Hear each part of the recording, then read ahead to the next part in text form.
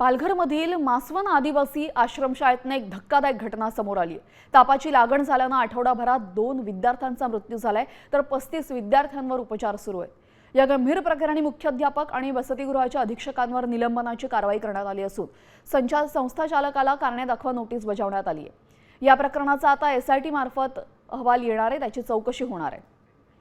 या संदर्भात अधिक माहिती देतील आमचे प्रतिनिधी रुपेश पाटील। रुपेश, नेमकी तापाची साथ का झालेली आहे, तिकडे पसरलेली आहे, काही समजलंय का? नक्कीच आश्रमशाळा जी आहे मासवणची, तिथे मागील 10 दिवसात हे दुसरा मृत्यू आहे।